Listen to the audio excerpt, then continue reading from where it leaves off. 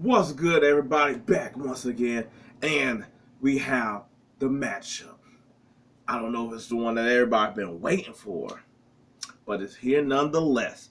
The NBA Finals, Denver Nuggets here, and now after a grueling Game 7, the Miami Heat here go to your respective corners, and we're gonna see how this plays out. I think it's a very intriguing matchup because I sort of stated before that I think matching up, I think the Celtics were a better matchup against the Nuggets. The problem is the way the Celtics play up and down. But as we also sort of seen with Miami, is that we've seen their high peaks and we've seen their low peaks. And I don't think you could do that against Denver. Like, I know Denver been incredibly hot pretty much this whole playoff in a way that maybe there is a bad game or games in them because they've been so good on both ends, but like on the offensive end where Murray pretty much has been hot. He's only probably had maybe two bad games, but for the most part Murray been on. I was like, Jokic hadn't really had a bad game, more so just like halves or quarters, more so that in the end it won't look like a good game, but you can still see his impact. So that's sort of what's going to be intriguing about this matchup. Also, too, I feel like this is almost the Lakers in the sense that you don't really have. I mean, to be honest, I was going to say, they don't even have, I don't feel like the same type of big man the Lakers did to even try to do some of the stuff they did, because they really just got Bam. Love is like big dude, but that's really about it, because I'm like, where the Lakers had, you got LeBron that's 6'9", but he's, 260. You got AD, you got Vanderbilt, you got Rue, you got some dude that's either long or I was like, or they got some girth to them, some strength to them. The Heat don't really have that. I was like, a lot of their dudes are really, Shrews, Martin. There really isn't that. And two, I don't know if they got enough offensive firepower to go and battle the Nuggets, because let's say everybody plays to what we think they play. So it's cool. So you got Bam. I was like, you got Bam basically having to match Murray, because Jokic has pretty much been putting up about pretty much 28 and up, double with the others, triple double. You know what I'm saying? So, but Butler can do that. He's just gonna have to do it constantly. So that means that you're gonna have Bam match Murray, or at least the impact of. What I think he had a better chance to do than AD, because Bam can. He basically sort of does the same thing that Jokic does in a sense, where it's top of the key, he can control the offense, he can be a point center. He doesn't have the shooting range of Jokic, but he can shoot at least out 15 feet. He can also grab rebounds. He's a more defensive threat, which is something that Jokic doesn't have. The problem is that how effective is it going to be, because unlike when they started figuring out you can put Davis on somebody else and he can play help defense, Bam is pretty much going to have to be the person on Jokic, to where there's really not a chance for help defense. Also, too, I feel like another key is which one of these big men get in foul trouble, because Jokic has gotten in foul trouble. He's a guy that will get in foul trouble, but Bam guarding Jokic can put them in a bind of foul trouble as well, in a way that we haven't really seen in this series. Also, I was like, if you get I feel like Butler sort of got back to himself after the last game and a quarter, compared to how he was the first 3 games and some of the other parts of the series. If you get that type of Jimmy Butler, and then you have a shot. Also, too, the Heat controlling the pace. That's, I feel like, what is important, and they've shown that they pretty much will drag out the clock. Get half court offense, unless they got one of them hot threes going, they're pretty much going to use nearly all the clock. And so I hopefully there'll be more. I was like, which the Heat, as disciplined as they are, that's why I don't think if they're in close games like the Lakers, that's not as threatening, just because they're a lot better on their defensive assignment, staying with their people. Also, the transitional defense and stuff like that. And I feel like this to me is like Jokic might go off, Murray might go off. But maybe they're like, okay, cool, but we're not letting Bruce Brown getting all those open layups and stuff like that. Because to be honest, that's all Brown was really doing. Is really just like hustle plays, and you playing against the Heat who do hustle stuff. I was like KCP. He's had good games, but that doesn't mean that he's always going to have a good game. He just played really well against the Lakers. Also, shocker because he's playing against his former team as well. Gordon can be up and down, mostly down, but he plays defense. If he's going, and I feel like he's going to be up on Butler, where it's like, cool, he doesn't have to score 20 points like how he did in the final with the Lakers because he's guarding Butler. If he could stop Butler from getting 40 and Butler only gets 20, then he done his job. So that's another. I was like, that's another matchup. And Michael Porter Jr. He's an intriguing piece because sometimes he's not playing up to what we know he is, and where it's like, 10 points. But he's also showing flashes of defense, and he's just long as crap. We just don't always get that. But if he's hot, you're in danger territory because you're not going to be able to stop a hot MPJ and a hot Murray. And Jokic is always just pretty much constant this whole time. I was like, the Heat, I will play a lot of the zone, and it's going to be intriguing to see how the zone is implemented because Jokic is sort of the guy that you wouldn't really want to play zone against because he can pass about like the high post. He can shoot from anywhere on the court. Like he can do so much ball movement and orchestrating the offense that he sort of is like what you would battle a zone against. But that does not mean that the Heat will necessarily play a traditional zone or like the zone they've been playing. They might add some different wrinkles and stuff like that. But also, I guess it's going to be hard to see. I mean, it's being intriguing to see because there's no Hero, there's no Oladipo. I'm guessing Oladipo's not coming back at all. So that's just an extra body gone. I was like, and I was like, they got through the East, but to me, the East doesn't really have the same type of thing that I've seen like on the West. Like Celtics had a good shot at it because they got so many dudes, but we've seen that your mindset's not there. That ain't working. Hero come back in game 3, but by then is it too late? Who knows? But to me, I was like, this is something where you need all pieces of people that can get their own, like not just their own buckets for offense. Martin has shown that he's been steady. He can get his own offense. So I was like, he's going to have to play pretty well. And Strus and Duncan, they're always good for some like threes out of nowhere.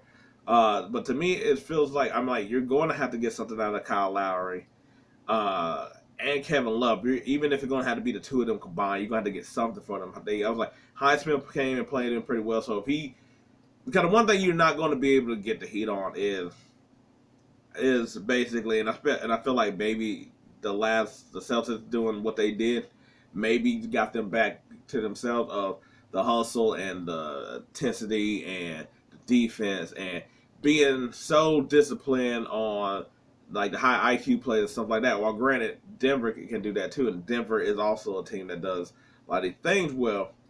But that doesn't mean that everybody is playing in the same thing. Where it's like like Jimmy will just like let the other dudes do what they need to do or what they want to do. Whereas I feel like the Nuggets is very dependent on Jokic. And outside of Murray. Murray is sort of the only one that's like, oh no, I can work within this, I can work without this. Everybody else is very contingent on what Jokic is doing. Otherwise, I don't think they can do anything. So I guess it's going to be intriguing to see if it's like, Jokic could get 50 points, but those other dudes aren't getting anything else. Which I think the Lakers tried to do at times, but they didn't execute it, or they didn't stick with the game plan a lot. Just because to me, I'm like, cool. I'm going I feel like it's like I'm gonna stay with my dude. I'm gonna make sure I'm on him all the time. But Jokic is like, look, that's just gonna have to happen. He's just gonna have to. But I was like, guess what? You ain't about to get like 40 and 10 and 10. Like this is like I was like, cool. I was like, I'm gonna need to make sure that you don't get to those offensive rebounds, so you ain't getting them wide open shots for them on the second chance point. And you can't get out here having 10, 15 assists either, while still giving me the business in the paint on the outside. Like, no, no, no, no. So that's how I feel like the Heat, if they especially they want a shot or whatever, it basically I'm like, I was like, let Jokic do his thing, and not necessarily let Murray do his thing, but you got more bodies you could throw at Murray compared to Jokic, and then make sure that everybody else just ain't. I'm like, cool, like KCP, you ain't getting your 10, 12 points. Nope. Porter Jr., I was like, nope, you ain't trying to get your 15. Gordon, you going to stay at your low number. Bruce Brown, oh, you was averaging like 12, 13 against the Lakers. No, not here. But I was like, and this is sort of me thinking of the standpoint of if everybody is on their game, because I was like, Nuggets, I said, been on theirs. Heat, yeah, yeah, so, but Jimmy has the ability, and he certainly has the ability to take over games. I was like, it's going to be intriguing also to see like the Celtics started using their length against them, and that started being a problem with Jimmy. And I'm like, the Nuggets ain't nothing but length. Like, I was like, pretty much everybody but Murray is pretty much Jimmy Butler's size in a sense. But yeah, they're gonna put Gordon on him. And to me, I was like, for the Heat, that's what I would think of their defensive strategy. But offensively, I was like, I really don't know what else they could really do other than what they sort of been doing. I was like getting Duncan Robinson on a lot of give and goes, and they do not pick. I was like, they don't do pick and roll with him. That's more like Gabe Vincent and whatever. But so I was like, everybody's just gonna have to come and play. I was like, with no hero, you don't really have a choice, but everybody at least contributing something. Like if you could get at least 8 points from like the dudes on your bench of like Smith, Lowry. I count Kevin Love on that just because most of the time he's on the bench. But if you get something from those three, because I feel like Martin's going to give you at least 15. I feel like Strus and Duncan, you get a lot from them. Gabe Vincent is able to get his own shot. So I was like, I think it's not going to be as bad as people are saying, because I feel like the matchup is pretty well, because like on Denver's side, it's like everybody sort of got people they can guard, but I was like, but you got a lot of people that can also take. I was like I said, Gabe Vincent, give him pick a roll with Jokic. He could take Jokic. I was like, Caleb Martin showing the ability to do the same too. So you're just going to have a lot of switches and pretty much just be. I feel like they need to be active with Bam and stuff like that against Jokic, and kind of like you're not going to stop Jokic, but you can make everything where like he's running too much or he's getting foul trouble. Like just make his day hard, and that's going to just affect everybody else. Lakers tried this, got him in a lot of turnover, double teamed him early and stuff like that, and aggressively, and and he'll whine a couple times, so he'll get himself on the verge. He's not gonna get like throw out the game, but he'll get a technical or something like that. But what happened? I was like, I want to know what happened with the Nuggets if they don't get a Murray game, because while Jokic has been the top player, I was like, he needs Murray in order to win. The other dudes, I was like, they're great when the two are doing their thing, but you haven't really found too many of a third. It's sort of flip flop, almost sort of like the Heat. But if Murray's not going, and I was like, but I don't really think they had to really do anything really defensively. I was like, their game plan seems to be pretty good as of right now. We know until after game one. And I was like, offensively, I feel like, if you find a third person to go with Murray and Jokic, you can beat the Heat. If you get MPJ going and getting a shot going early, or maybe Gordon getting him going early, the confidence of like playing something, it could be a long night with the Heat. But I was like, but I honestly don't think this. The thing is, it could feel like the Lakers series where all 4 games was down to the wire, and where it's like with the Heat, you might feel like they're not going to do some of the stupid stuff that the Lakers did, where it's like these turnovers I know, where LeBron taking ill-advised threes. I don't think, or like, and you don't have to worry about like a D'Lo disappearing or nothing like that.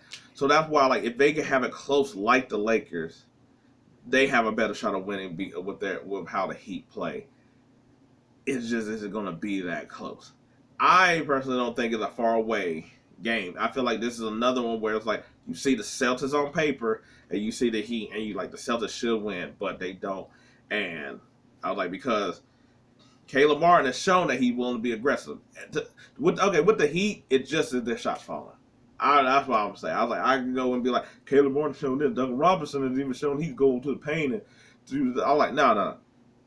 Are your shots hitting? Because if Gabe and Strus and Duncan and Caleb Martin and all the stuff he was showing in that last game 7, and stuff like that's hitting, you match up with you can match up with Denver.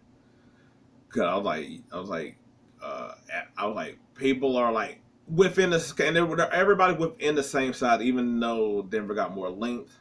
But I was like, Jokic isn't bad on defense that Duncan is, but you still got somebody that you could use as a defense. I was like, that's a defensive liability. There shouldn't be nothing stopping y'all really going to paint. I was like, need nobody, really no shot blockers. I was like, Gordon's okay, but he's just athletic, and so is Porter Jr. So this, to me, and I was like, of course, after one game, you'll have a better inkling of how everything's going to be, but this could look like the last series of the Lakers, where it was just like they were so close, but that broom came out. Now, I know more people giving it like a, the Heat get 1. I think the Heat get 2. And I think they take game 1.